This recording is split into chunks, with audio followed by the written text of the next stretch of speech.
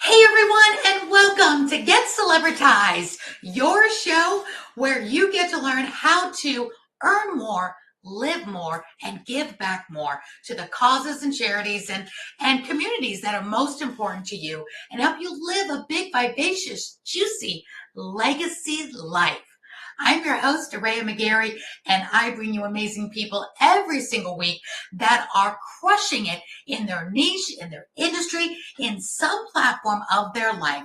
But life wasn't easy to get there. And they come forward to be honest with you, to tell you some of the things that could have derailed them, some of the things in their life that could have completely stopped them in their tracks from ever achieving any of their dreams. But they didn't let it stop them.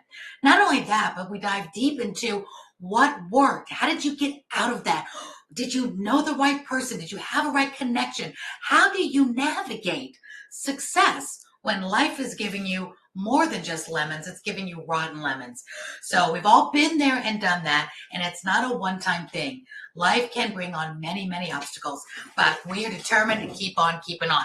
So without any further ado, today is an extra special day because a very dear, close friend of mine, definitely a sister to me, is none other than the gorgeous, the beautiful, the talented Rachel Weaver.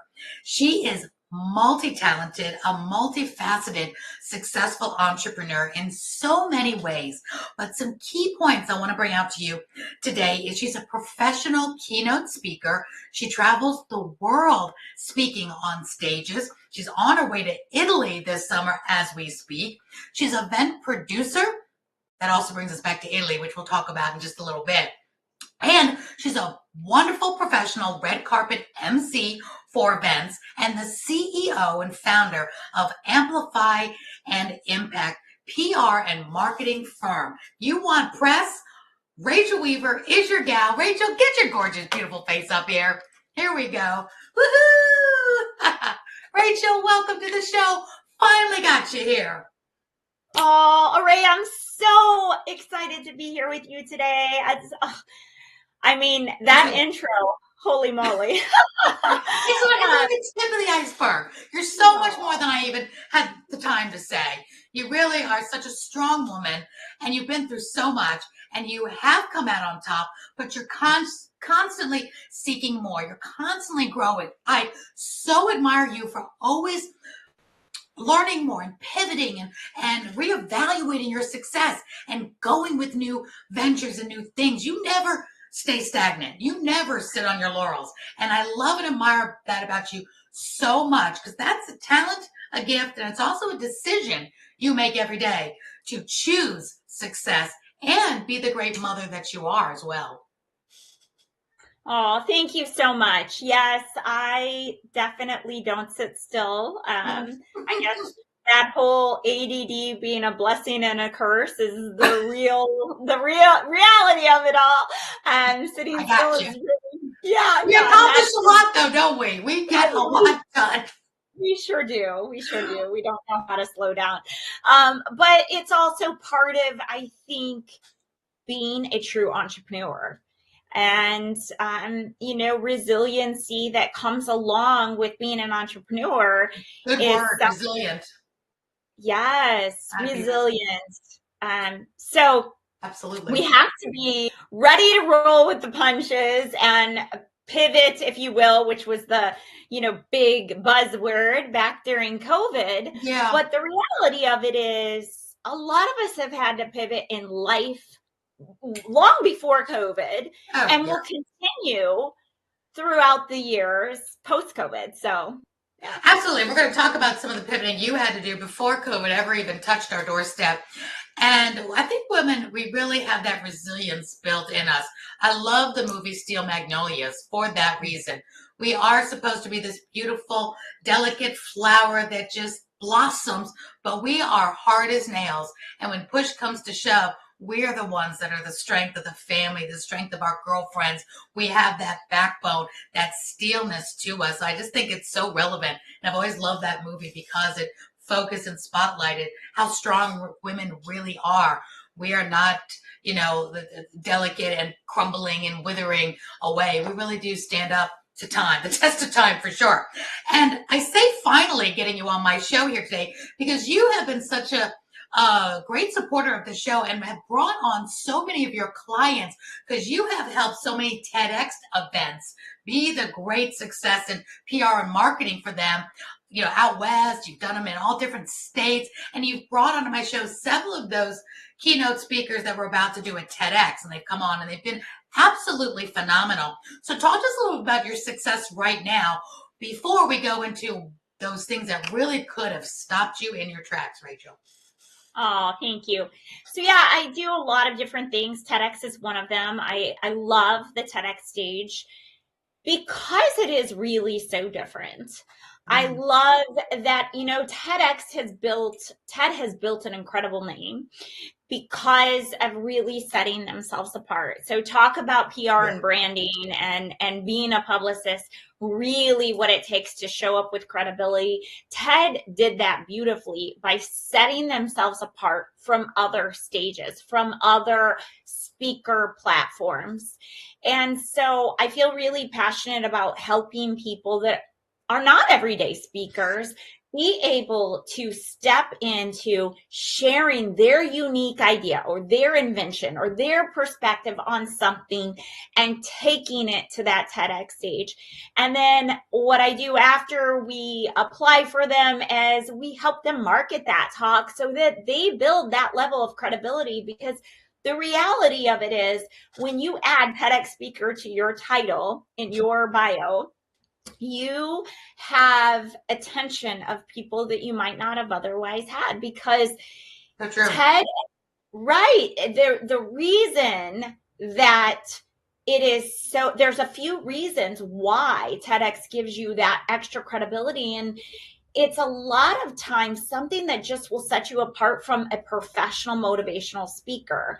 And number one is you can stay, if you've done a TEDx talk, you know how to stay within the guidelines of a talk. Number one. Start on time and end on time. Yes, time. For event planners. Yes, you start on time, you end on time, no matter what the audience is doing, right? And so a lot of us who are professional speakers, we get caught up in the moment and we're like, the audience is loving it. We're about done with our time. But we're like, no, the host is going to be so happy because the audience is feeling it. And while the host is happy for that audience, the host also is thinking about, this is selfish because the other speakers are waiting to. And there's a lot of other speakers on a TEDx stage. You're talking 15, 18 people at this one event that each have their 9-minute slot or 10-minute slot or whatever. And the good thing about TEDx speakers, I'm an event host. Obviously, I have my Get Celebritized show, but I also do events on stages. I've done them for years. And when you know somebody comes to you like Rachel, and you came to me, I've got some TEDx speakers lined up. The TEDx event is going to be on such and such a date in June. I'd love for some of them to be able to have some PR marketing on your show. I don't have to do much homework as far as to find out if they're good on camera, good on a stage. TEDx has already done that for me. So just by having TEDx on your resume, already for event hosts like me, I know you know how to share an idea in a concise, educated, professional manner. So that's a done deal. All I have to do is dive in to make sure that topic is a good fit for my show. So you take out a lot of that guesswork for us. And when everybody comes to us as show hosts and event planners and event hosts, you know, I want to be on your stage. We've got to do our due diligence and do that. TEDx is an automatic, check that box. Let's take it to the next step. So you also work with the TEDx events, and you've helped promote them. You've done red carpet. So tell us just a little bit more about what you do for the TEDx community at large, as well as who your ideal client is to be a TEDx speaker. So TEDx is a one piece to my portfolio, and oh yeah, too many things to really touch on. You're good at all of them. Right, thank you. So really, when people come to me wanting to do a TEDx talk, I really help them craft that idea, put that idea into their idea of a talk. Then I fill out their application for them and submit that application for them. You fill it out for them. That's a huge thing I want everybody to hear, because you have one chance to make a good impression to a TEDx event. And if you do some things wrong, I know when I did mine, my person at the time was saying, you can do just a few things wrong. It looks like you're an amateur. They spot it immediately and they won't want you. And some things you can put in there if you're not educated in that will get you banned. And other TEDx event planners all know each other. It's a tight community of event hosts. So tell us how you kind of know the rules to help them get accepted if they can. Right. So what sets me apart is I've worked with TEDx doing PR for the event specifically. And I have been surrounded by speakers for years and years and years. As I have coached and mentored speakers, I'm always trying to improve my own speaking capabilities. I mean, I studied communications in college and started Toastmasters at 16, but for TEDx, their rules are so specific, right? One word, even in that application, can out you. And so what I like to do for people, and I will admit I have like a 99.9% success rate, because I know exactly what they are looking for when we submit that application.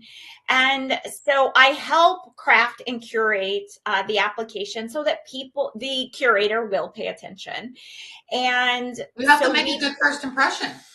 You do. You have to make the first good impression. And then I work with them to say, nope, you have to do that over again. No, you have to eliminate this word. You need to shift this just in your idea alone. So you help them create their speech too, the presentation? Yeah. Wow, and then we coach them. Yeah, we coach them. Then TEDx steps in and we have TEDx coaches that then work with them to memorize their talk. We've helped people memorize their talk in less than 2 days. So yeah, we from start to finish, from idea to the talk being written, from idea to application to the talk being written to the talk being memorized, to then we step into, okay, this is the way you should look. Yeah, your stage presence is everything. So many people they miss the boat when they do that for their TEDx talk. Absolutely. And so I want everyone who's on here listening, who has a dream of doing a talk or who's done a TEDx talk, I want to explain to you a little bit of why you might not have got the same viewership as other people. Oh, and good. Part of that is your stage presence, number one, because we only have a matter of we're so ADD. We have a matter of, less than nanosecond. A nanosecond. Yes. To grab the attention of people that want to listen, right?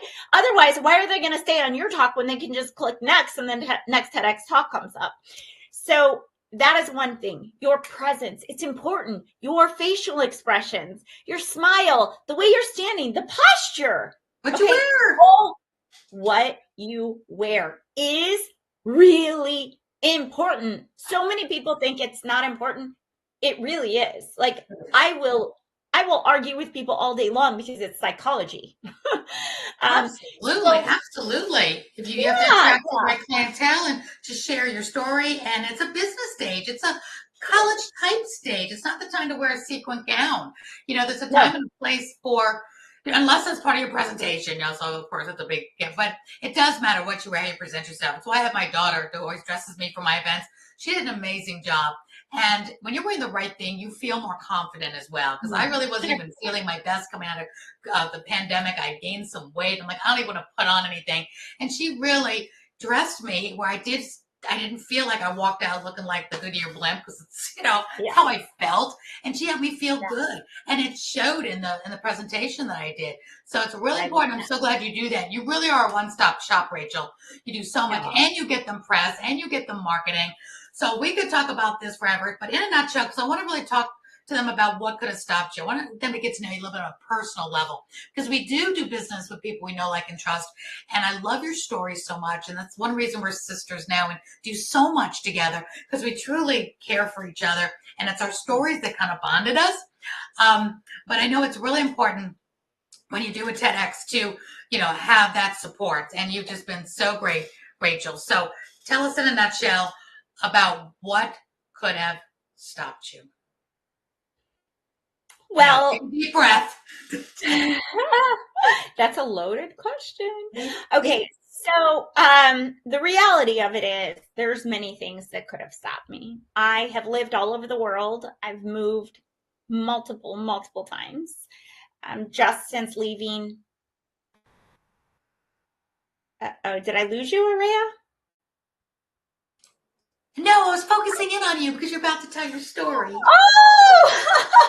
Take the stage, my dear. Oh, okay. I'm so sorry. I'm like, I don't see Aurea anymore. Okay, so I'm new to Wave, so it's all good. Periodically, I'll focus on you. Edit that part out. No, the reality of it is I've moved all over the world. I have lived all over the world just since leaving home for high school. Then I went across country to go to college, and the story just transpires from there. But I fell in love in my 20s, married the person that was really my best friend and, what I thought was quote unquote soulmate. And the reality of it is I had ended up living a very blessed life. Look, we moved all over the world together. We have 2 incredibly beautiful children that I'm so grateful for every single day. And during that time, I did build a very successful business. A couple of them, one in particular that I worked really hard, blood, sweat, and tears, taking my children to work with me. Carrying them in their baby carriers because they were only 18 months old. But throughout that process, we grew the company from 1 state to 3 states, 13 states to 3 countries. What kind of company? So we were a distribution center, and we sold very high and exclusive products to salon spas and med spas, as well as consulting them, coaching them, and hosting events. So we hosted events all over the world. Up your alley. Yes, something I absolutely love. So we hosted events all over the world. We did major hair shows. We now, was your husband in business with you, or was this just your business, or was your husband? No, okay. So this is your business. But we did move a lot for his company. So that he worked for. Okay. And so many times over, my business was in multiple places, but that did create a lot of distress to start over and over again with kids. Right. And then having the opportunity to move overseas was something that was extremely rewarding, but also caused me a lot of traveling back and forth and things like that. Long story short, while my husband did love and adore me, and on the outside, everyone would say, "Oh my gosh, you guys have the most beautiful life. Like, he adores you. I'm so jealous. I wish my husband." He had a sickness, and he hid it very, very well. And I found myself, after 18 years of us being together, discovering that he had lived, a lie, really, the entire time. And so that really put me in a position of waking up and saying, how could my entire adult life been a lie? Like, how could I be with someone? What kind of lie, Rachel? Well, people don't know your story. I know your story, but what was he living? So he did. He lived a double life. So there was a lot of infidelity. I traveled a lot. He traveled a lot, and then he would come home, and on the exterior, a lot of people say, "How could you not know?" Well, there were points and times where I would question things, but I also knew what we were when we were standing next to each other or facing each other, and the rock that he had become for me and me for him. And so it was really, when I would question things, it didn't make sense, but I also was like, I must be crazy. Like, yeah, he's right. He's like, are you crazy? You know how much I adore you and I'm in love with you. I would never hurt you. So, while I do know that his intention was never to hurt me, because a lot of times when people live a double life, or they end up having some kind of addiction to seeking validation from other people, they compartmentalize and they tend to believe that what the other person doesn't know won't hurt them. Yeah. And so the one thing that I will say is, it does spiral you. I will say, we know through a lot of brain research, like the number one most traumatic thing you go through is the loss of a child, which makes complete and utter sense. Oh, yeah. And nothing can compare. But right next to that is spousal betrayal or partner betrayal. And so we tend to live in a culture, in a society today, with the apps and the everything being so sexualized, that we don't really do the work to understand how much certain things affect us. And we move on and we carry that to the next person if we don't really do some deep work. So I took a long time. It was, I'm not going to lie, it was tough, to go from believing I had this beautiful life to saying, like, oh my gosh, what now? And I had exited my company in 2018.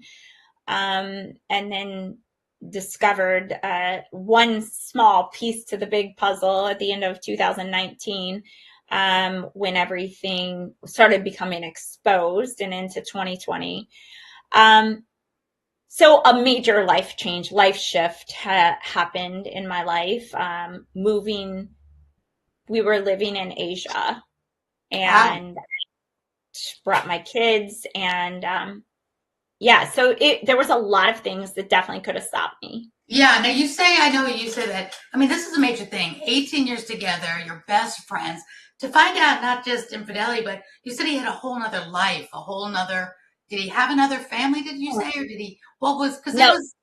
it was intense for you. And I want the viewers to really know that, gosh, if you can come out of that, there's hope, because you're not alone, and you're so brave to talk about it. Because I know you talk about this a lot. You've never kept it a secret, because you're such a girlfriend to so many women. You want them to know you're not alone. Hey, girls, I've been through this. If this could happen to me and I make it through, you can too. So we so appreciate your honesty and your openness, because this is a wound and it didn't happen that long ago.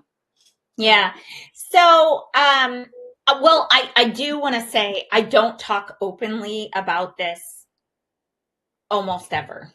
So I talk in small groups of women who I think need to hear it. And what I've found is that there's a lot of women that we go into shame. We feel ashamed. What did we do wrong?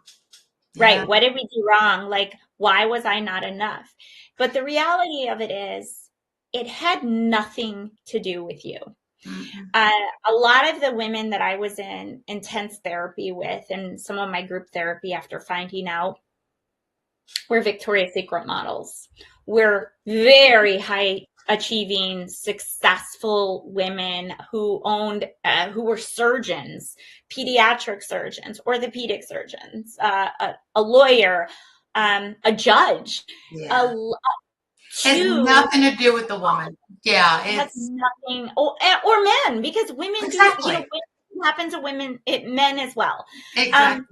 So yeah, my husband did not. So when we say double life, it doesn't always mean they had another family, Okay. but they lived a secret life the entire time because they're doing these things the entire time. Like discovering that, wow, that one time when I couldn't get a hold of you and I was pregnant with Alyssa and I was sick, you were with someone who is a quote unquote friend of mine. Wow. So there are certain things like that to where it really transcribes into a double life, right? They're Gotcha. living this life outside of everything you see and you know and you believe. And um and I'm definitely not a fool when it comes to certain You know, things. yeah, I love that you totally empower the women and the men to know if this is happening, it's not that person's fault. And there was no ill intent. I love your perspective on that because you guys were friends and it was, you said from the beginning, a sickness, an illness, something. He didn't do it to be spiteful. He didn't do it because you weren't enough. None of that. And I love that you were very into psychology and into the brain and really dove deep into this because otherwise it could be more than a woman or a man could handle the Yeah. betrayal. That's second only to loss of a child, something like this happening. And Yeah. everybody has dealt with heartbreak in one way or another in their life. Nobody gets to this life without a broken heart, one or many times in their life. So it happens in different levels. And this just happened to be, 18 years into a marriage with kids. Doesn't make it any less if somebody's dating somebody and finds out. It's all that heart. And don't take it upon yourself, male or woman, thinking, what did I do wrong or why wasn't I enough?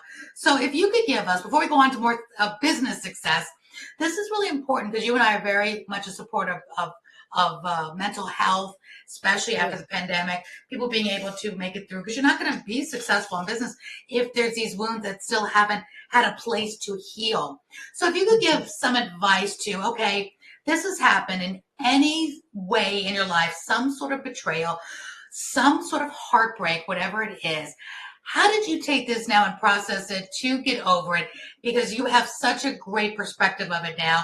You're in such a better place. We know there's still scars for anything that happens to any of us, but you're in such a better place now and still such a great single mom to your two kids that are thriving. And you're just such an impressive woman that I just adore. You're strong. We're strong, but we're still the magnolia. We're still that beautiful flower that needs to be cared for. So give us some tips on what worked for you to help you put that into perspective and to be able to keep on keeping on. Well, the first thing I will say is you need to immediately find a group of people you trust. Support. You need support.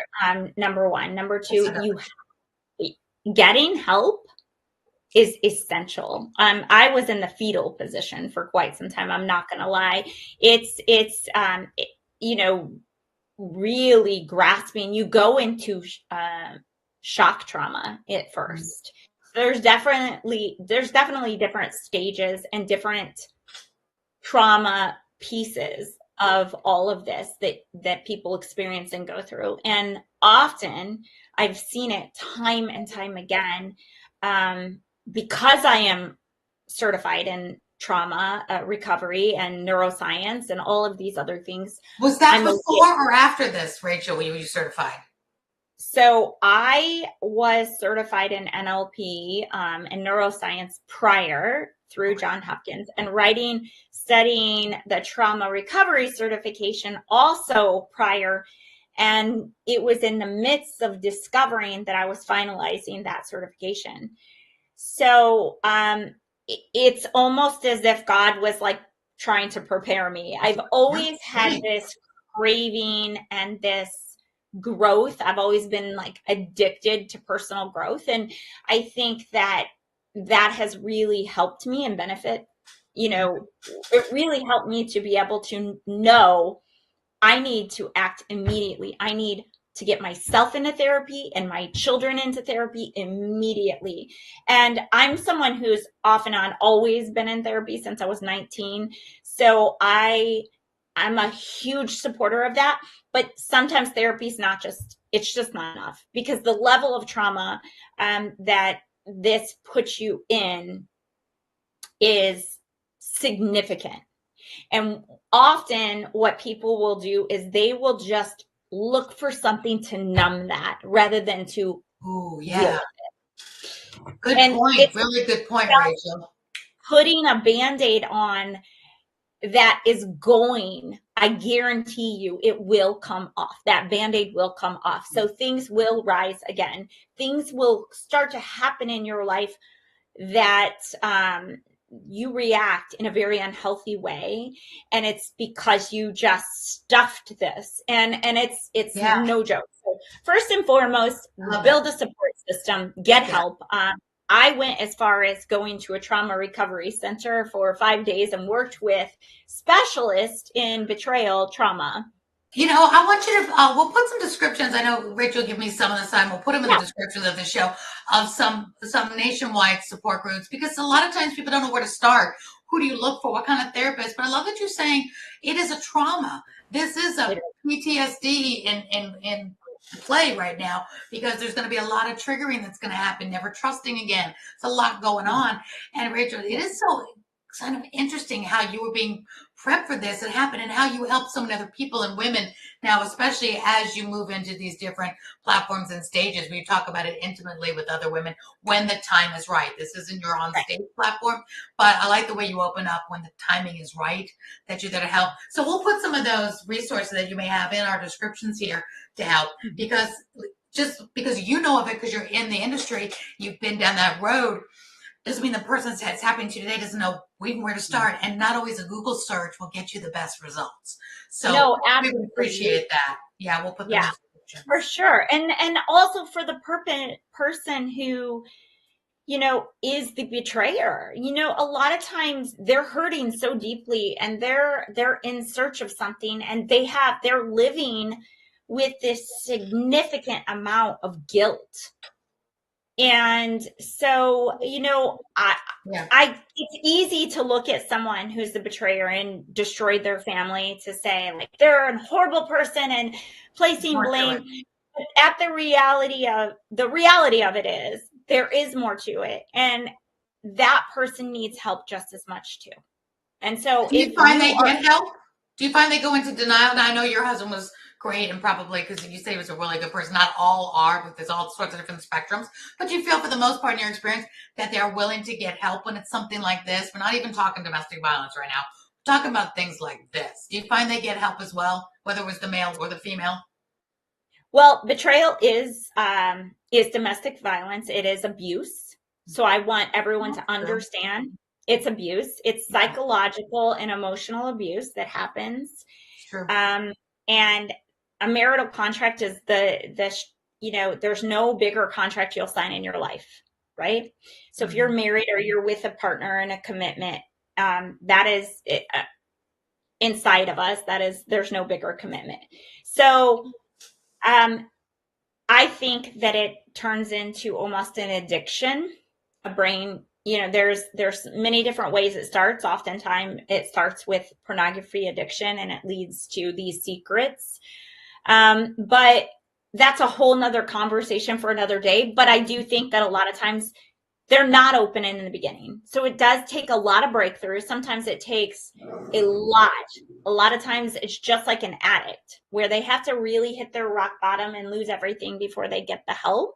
But sometimes, some way, I think that there are people, you know, there's marriages that survive it because the man realizes that he's going to lose everything. So if you are on either side of the spectrum, there is a lot of help out there for the person who is maybe suffering and doing these things behind their partner's back. And then, of course, there is a lot of betrayal trauma therapy groups, support groups, therapists, just like the person who's doing it. There are a lot of support groups out there for you as well to help you. So Well, thank you, Rachel, so much for opening up, because you are such an amazing person. You have such great success under your belt, under your tool belt, and you've been through, a lot of different things. And we can open up, especially to women. And my audience is so many women, which is so great.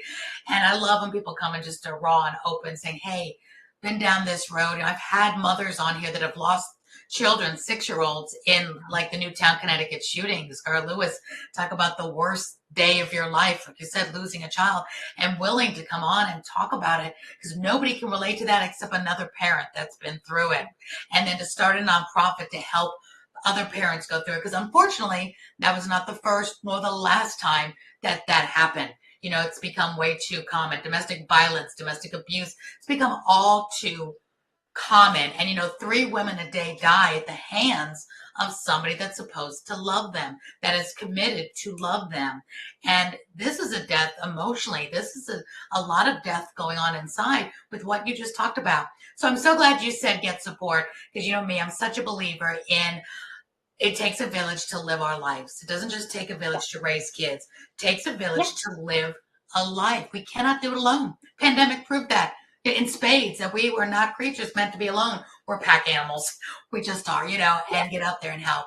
So thank you for giving us some resources. I'll put those in the descriptions. You were so brave and so strong to be able to help those, because even if you just help one person, Rachel, that hears this, that gets help, maybe goes to a link that you give us, then thank you from the bottom of my heart for that. Appreciate you so much. On a better note now, let's talk about, go back to your standing right now, how you have become so successful in the industry, because you are an investor, you're a speaker, you do events, you travel the world, you do an event in Italy this summer. We're talking 2024, and it's not the first, it's not the last. So talk to us a little bit about some of the juicy success you have experienced, and this is post that trauma. So excited and proud of you for bouncing back. Let's give them hope on what can happen post-trauma now. Oh, there is such a thing as post-traumatic growth if you do the work, right? Make the decision, help do the work, make the decision, take action. So talk to us about some of the things that you're really excited about right now. Yeah. I'm excited. Super excited. So I just became an international best-selling author, so that's super exciting. What's the name of the book? Yeah, so the name of the book is Be Creative, and it's a collaborative book. So several authors and we wrote this book together to help people understand the importance of part of what you do, Aurea, by helping celebritize people, really helping them get attention, helping them stand out, build credibility around their brand, their name. So super excited about that. I have another book coming as well. And events are something that I absolutely love, because I love people. They love you back.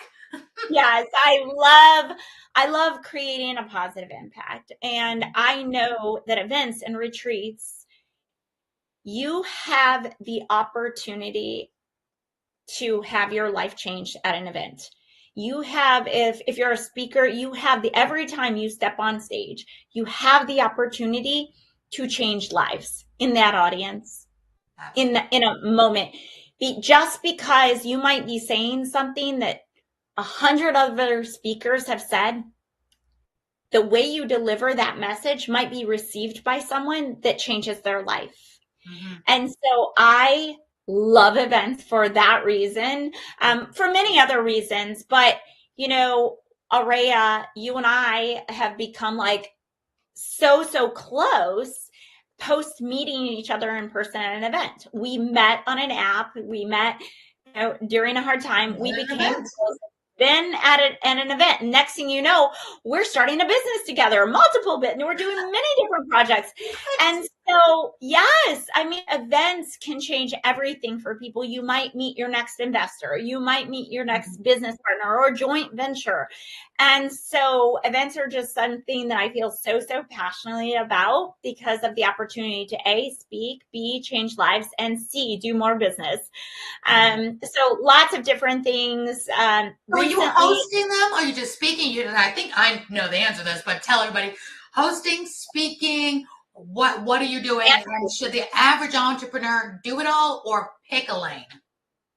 So I have a lot of experience in this realm because I've been doing it so long, and I have invested hundreds of thousands of dollars to be able to understand how to produce an event. Remember that addiction Not to for the growth. faint of heart. Right? Right? So it is not for the faint of heart. Hosting your own event is really not for everyone. I don't want to discourage anyone, but the reality of it is there's so much opportunity through other events that people have. If you really want to host your own event and you don't know how, hire someone to help you. Call me. I can help, right? We can help you. People like Aurea and I, we have been there. We've hosted virtual, we've hosted in person, we've produced them.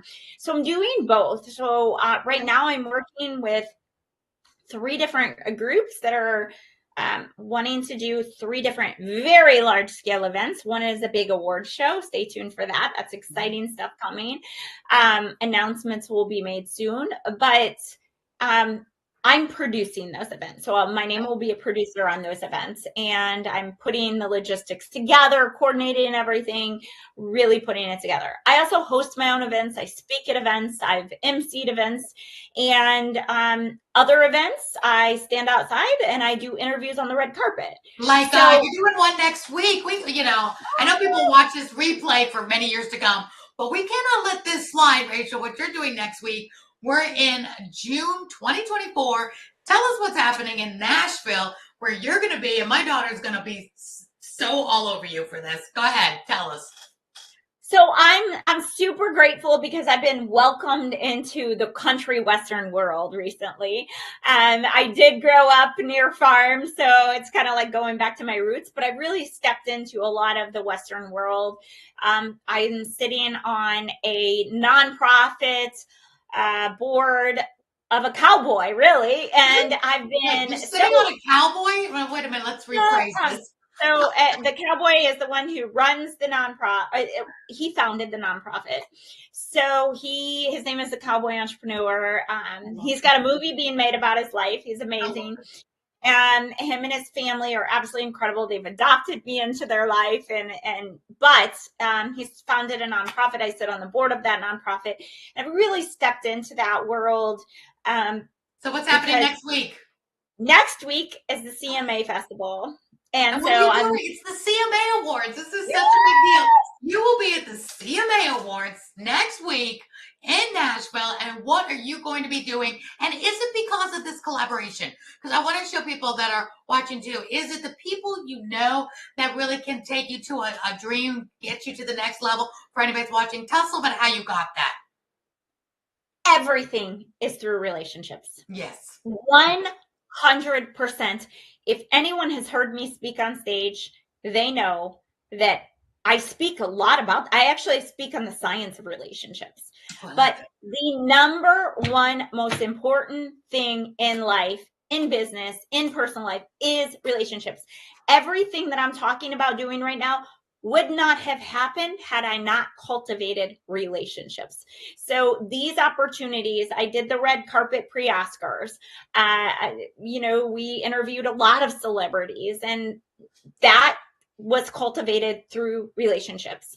I have been lucky enough to build deep, long-lasting relationships. And so I'm super excited because the Cowboy Entrepreneur, he introduced me to people who introduced me to people. And then I started doing smaller events, building my name and giving myself credibility. So you build that relationship, but then you show up. Yeah. You nurture those relationships. And after nurturing those relationships, opportunities happen. They really do. Yeah, so that is through relationship building that I have this opportunity. I'm super lucky. Stay tuned. Pre-CMA Festival on the night of the 4th and the 5th, I will be at. Where can we see it? You'll be the pre-CMA red carpets. Will this be it's on cable? Because I know it's not on the actual. The networks do the night of. That's the only time slot they get. But there's always that before and after. So where can we find you and watch you rock that red carpet at the CMAs next week? Well, I'll be doing some behind the scenes. So Heartland TV will have the CMA Festival airing. And then the CMA Award Show, the actual award show actually just happened. And so this is more of a festival where a lot of those performers are coming to the CMA Festival to sing and perform. Yes, super fun. So I just want to make sure that no one's like, oh, she didn't do, but right? Because I love that. I'll put your so social media down below for you. So the Instagram and Facebook, so everybody can follow you. I'll put it in the description. The Instagram, I am the Rachel Weaver's Instagram, and Rachel Rainer.Weaver. It's right here, because I'm sure you'll be posting clips. Maybe you'll go live so people can follow you. So with that, I know we're like out of time. We run out of time so fast, but you've been so open, honest with us.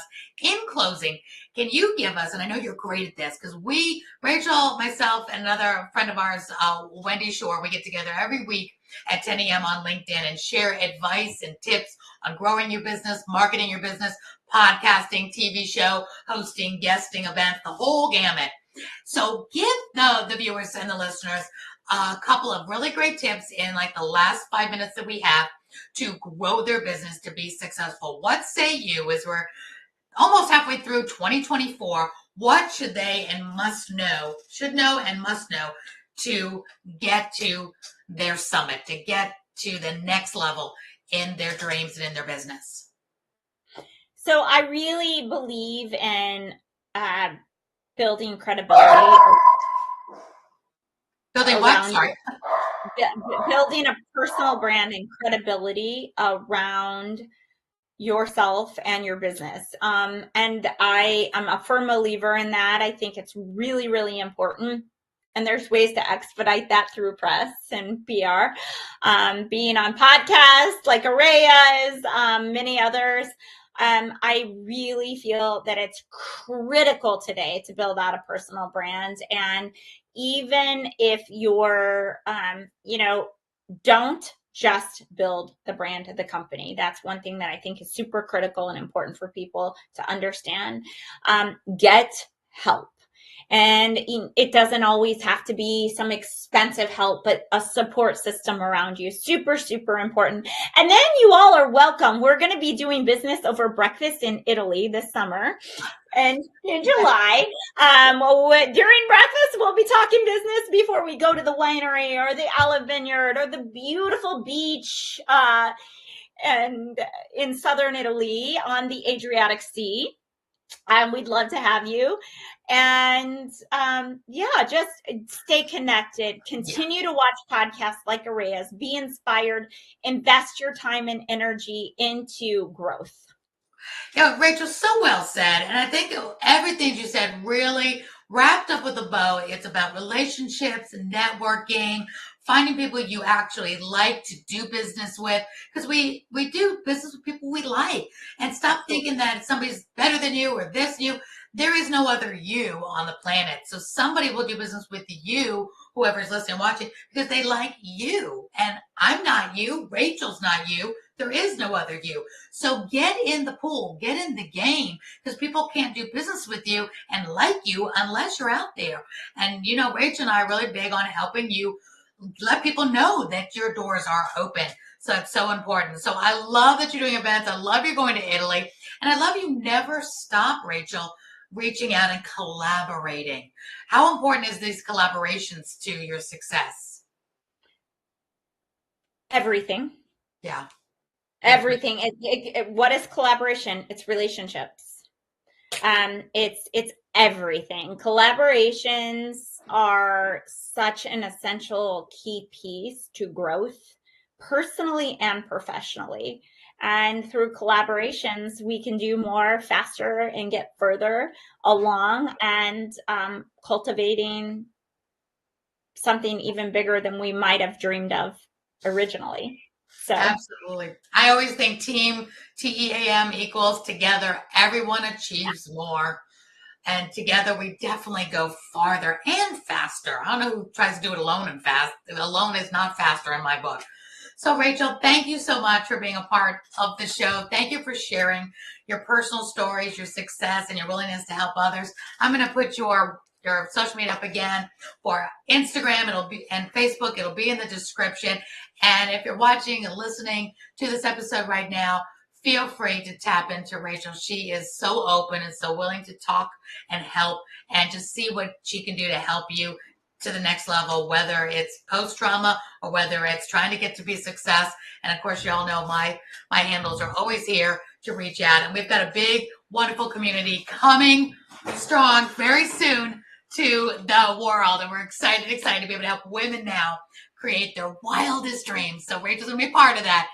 Rachel, thank you so much for being here. Thank you again for being part of Get Celebritized. You know I adore you. Mwah. Oh, I love you so much. Thank you, Aurea. Love you too. Thank you so much. And this is Aurea and Rachel from Get Celebritized, helping you earn more, live more, so you can give back more and live your best, juiciest legacy life. Until next time, bye for now. Bye, Rachel. Bye. Thank you. Bye.